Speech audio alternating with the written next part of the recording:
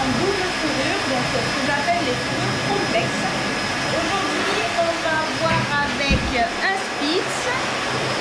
Donc les Spitz se travaillent comme les chiens en double texture, parce que c'est une double texture. Donc ce que j'appelle les chiens à double texture, c'est tous les chiens dits primitifs. Donc les Malamutes, les Spitz, les Shiba Inu, les Akita Inu, toutes ces races-là, et aussi les chiens comme les Terre-Neuve, les Saint-Bernard, donc chiens de montagne, chiens de travail, les bergers allemands, les bergers australiens, etc. Qu'est-ce qui se passe sur la fourrure donc dite complexe? Sur la fourrure dite complexe, en fait, on va avoir deux types de poils. Tu fais voir mon chaton? Oui. Donc on a un premier poil qu'on va appeler le poil duvet, qui est ici, et le deuxième poil qu'on appelle poil de couverture, qui est ici. Qu'est-ce qui se passe sur ces fourrures-là? C'est ça. Le poil duvet, donc, qui est ici, donc là, petit biscuit étant nu, hein, bah oui. Le confinement n'a pas arrangé les choses, même s'il est très bien entretenu, mais il va falloir réduire cette nuit-là. Donc qu'est-ce qui se passe? Quand on a ce type de fourrure-là, donc c'est une fourrure complexe, on va avoir donc deux types de fourrure. La duvet va venir protéger contre le chaud, contre le froid. C'est pour ça qu'elle se change. Et le poil de couverture, il est lui protecteur de la couche duvet, donc il va être imperméable et qui va être plus long.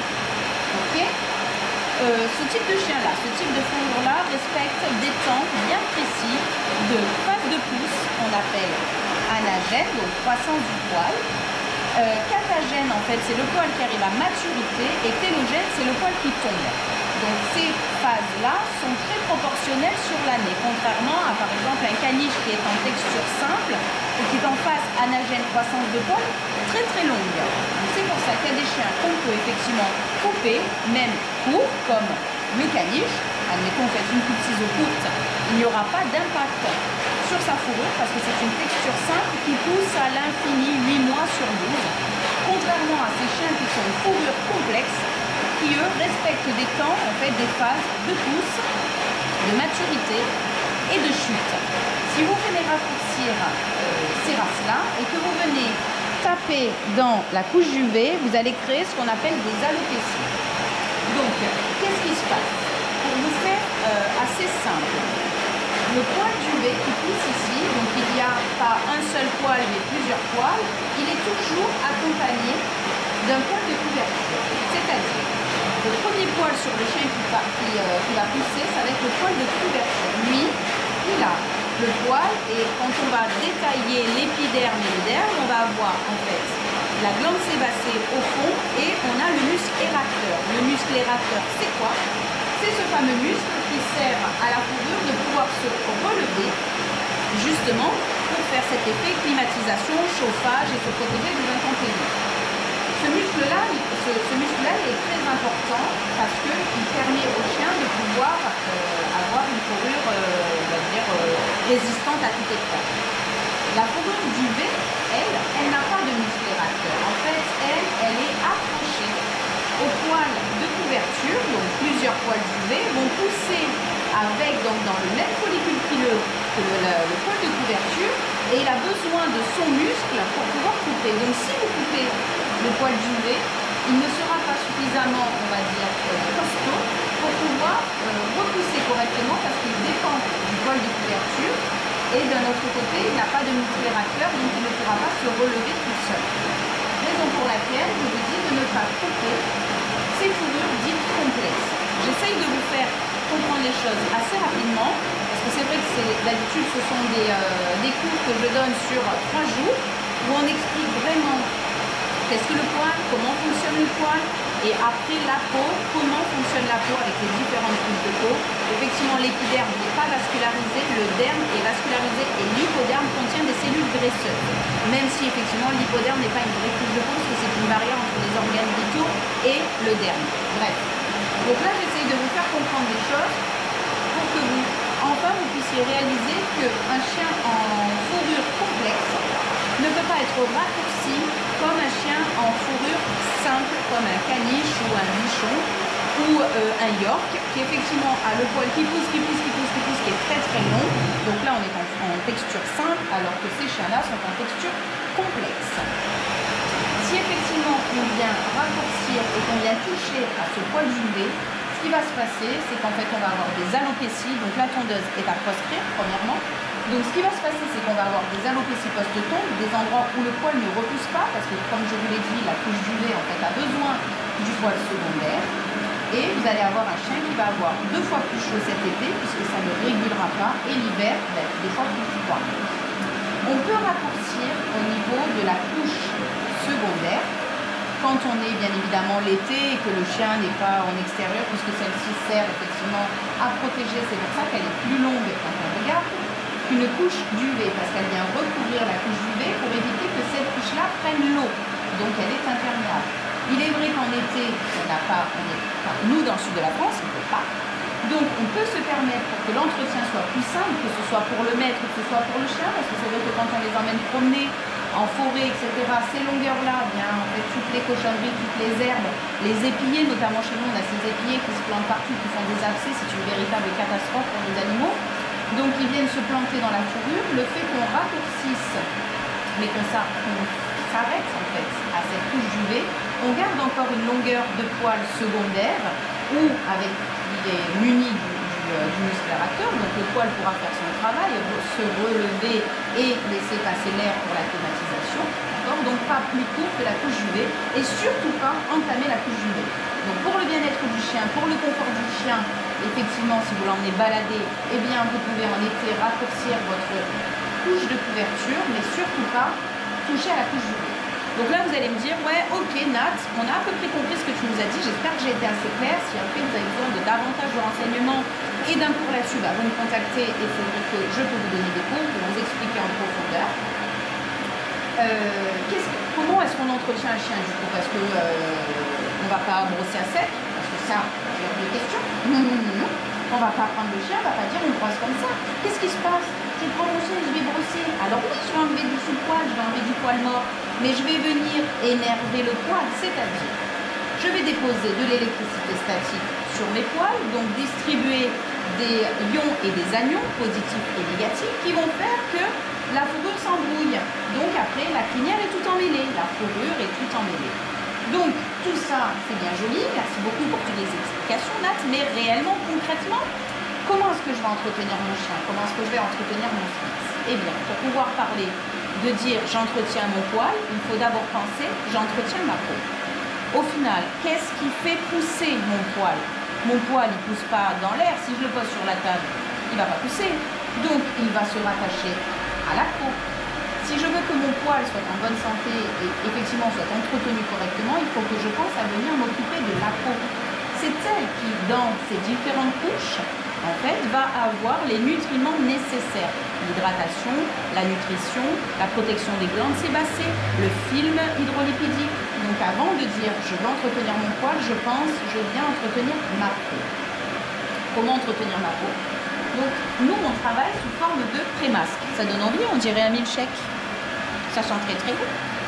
On vient mélanger, associer, je dirais, ça sera beaucoup plus simple pour moi de comprendre, associer différentes actions sur la peau. Là, quand je construis moi des prémasques, donc je suis pas là pour vous expliquer comment, quelle marque choisir, etc. C'est pas le but de la vidéo. Je veux que vous compreniez pourquoi je fais ça et comment je fais ça. Si là je me dis très bien le chien étant nu, je vais enlever avec le peigne, je vais tout arracher, c'est pas le but du jeu. Je vais regarder ma peau et là je vais me dire très bien. Alors, on a une peau, donc j'ouvre, mon poil est serré parce que comme vous pouvez le voir, on est en pleine mue. Donc le chien se débarrasse de son poil d'hiver. Vous voyez, il est serré. Si j'arrive à la peau, donc hop là, tu fais voir ta peau. Là. Donc on se rend compte que la peau est un petit peu sèche. C'est pas non plus catastrophique. C'est pas un chien qui est complètement déshydraté. D'accord, quand on regarde sa peau en elle-même. Mais effectivement, on voit une petite sécheresse au niveau de la peau. Donc là, on va se dire très bien. Je vais nourrir la peau de mon chien qui, elle, va faire son boulot, va passer et va nourrir mon poil. Je viens faire Vous avez vu, somptueux, hein? Je viens mettre mon prémasque à la racine pour venir nourrir et hydrater ma peau. Alors certes, c'est le moment qui est le plus long pardon, dans le toilettage, parce qu'en fait c'est ce moment-là qui va nous permettre à nous de venir ouvrir le poil et venir nourrir la peau en profondeur. Là, ici. Hop.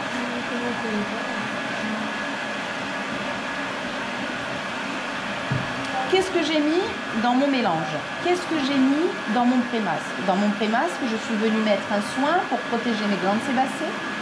Je suis venue mettre un soin pour venir nourrir ma peau.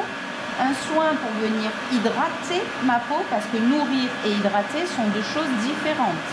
Nourrir, imaginez pour vous, nourrir, donc c'est manger, hydrater, c'est boire. Manger et boire sont indispensables à notre survie, à notre peau. C'est pour ça que même chez les humains, certaines peaux en fait manquent d'hydratation et d'autres manquent de nutrition. Donc les deux sont indispensables. Un est plus lourd, on va dire, plus épais que l'autre. Mais on a besoin de faire les deux choses.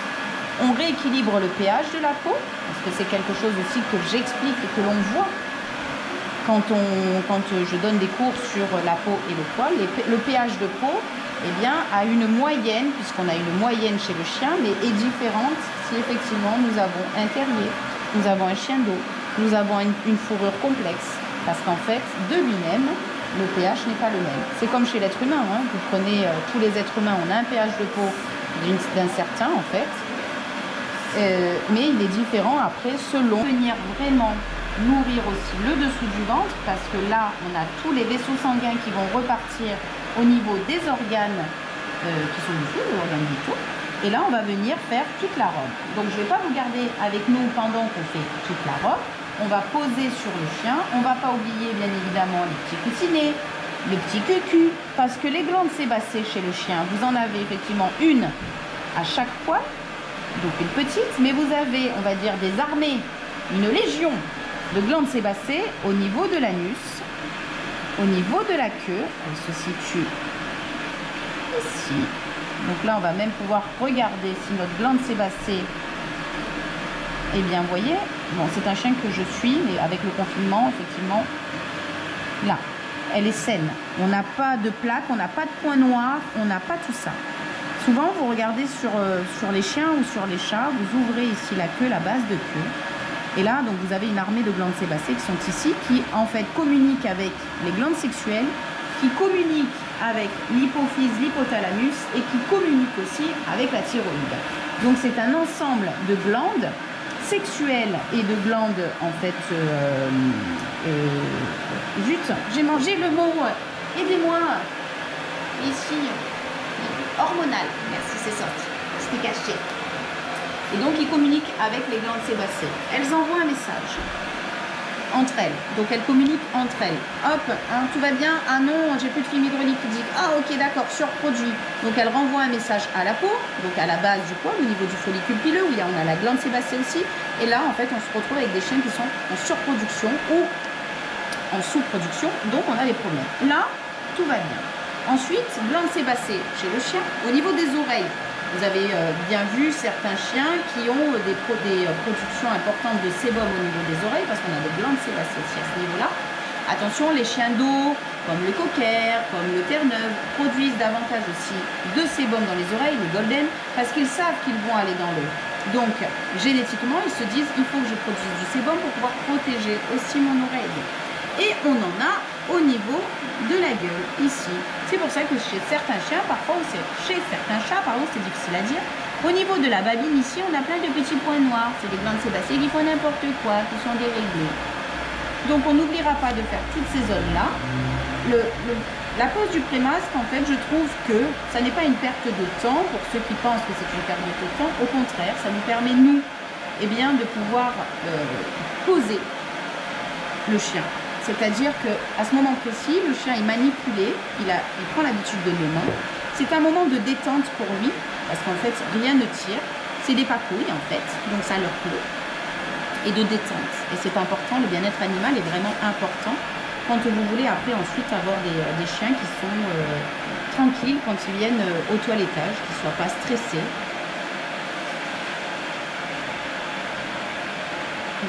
Ça vous dit comme c'est une aimant. Oui, j'ai vu, hein, tu t'endors un petit peu quand même. Hein.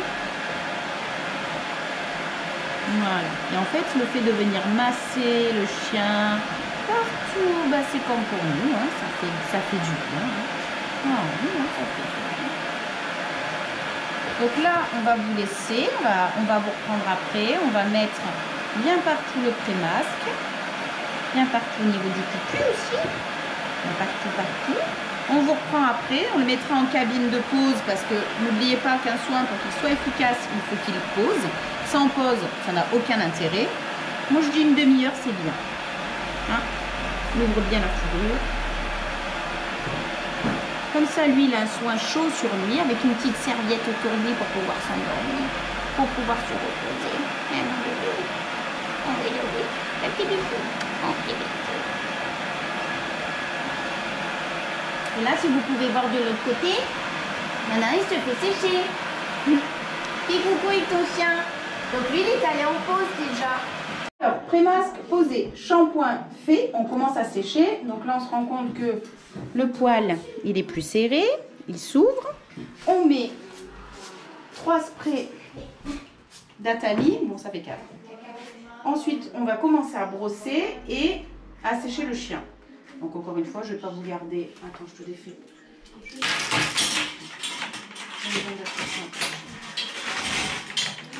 Voilà.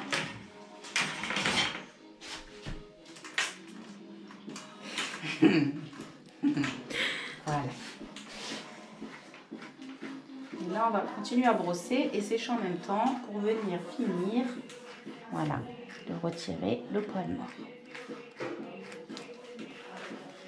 Donc, sèche-le.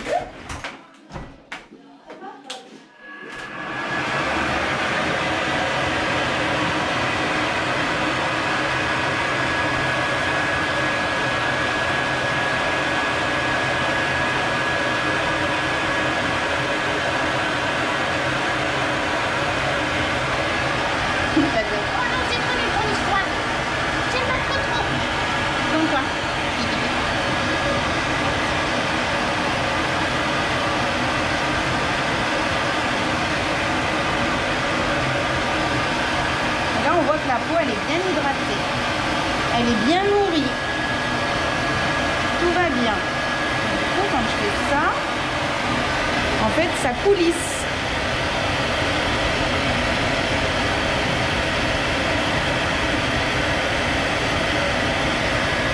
Pas. Voilà.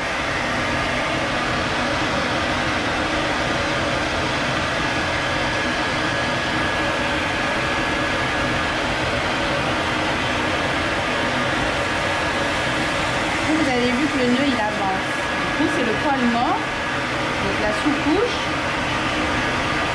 Et en fait, bien coulissé. Attendez une minute. Donc là on va faire tout le chien comme ça. Oui, on nettoie. Pour aérer la robe correctement.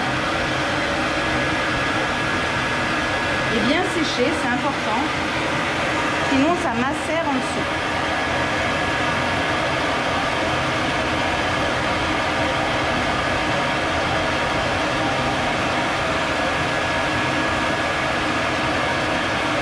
Allez, on va continuer le séchage et on se retrouve tout à l'heure. Voilà, on a terminé bain brush. Vous pouvez venir vérifier la peau et donc le poil. La peau est saine, hydratée. Hop, on change d'endroit. Là, la fourrure, bien, on a réduit la mue. Tout le poil mort est parti, s'est envolé. Donc voilà, on va garder Petit Biscuit en fourrure complète. On ne raccourcira rien.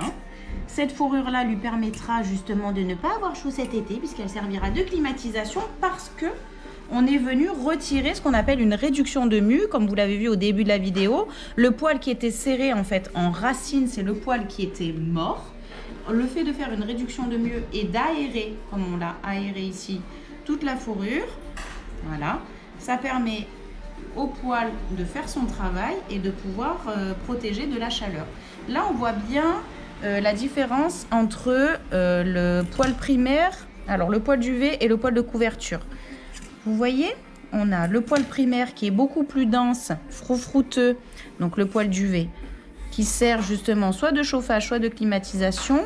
Le poil couverture qui est plus foncé, qui est ici, donc il est moins dense, il y en a moins et son rôle c'est d'être imperméable et de venir protéger son petit frère qui est le poil duvet.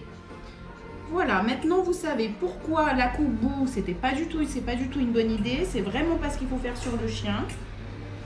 Pourquoi on ne coupe pas si on veut raccourcir au-delà donc de la couche duvet. Donc si je voulais aujourd'hui raccourcir mon chien, je pourrais jusqu'à ce niveau-là, juste la pointe, pour que mon poil de couverture en fait vienne toujours recouvrir jusqu'à hauteur du poil duvet, pour qu'ils puissent, les muscles éracteurs, comme on l'a vu tout à l'heure, continuer à relever, mais surtout pas aller venir couper à cette hauteur-là. Ça voudrait dire qu'en venant couper à cette hauteur-là, en fait, je rentre dans le poil duvet. Et en rentrant dans le poil duvet, celui-ci n'ayant pas de muscle éracteur, et comme il a besoin du poil de couverture pour pouvoir grandir et pour pouvoir pousser correctement, et bien en fait je viendrai abîmer la fourrure si je venais là. Donc si je voulais couper, pardon, je bégaye, je devrais m'arrêter ici. Voilà, vous savez tout. Donc vous avez le droit de liker, commenter, partager, cliquer sur la petite clochette en haut à droite pour vous abonner pour toujours plus de vidéos. Je vous dis merci, à bientôt, salut!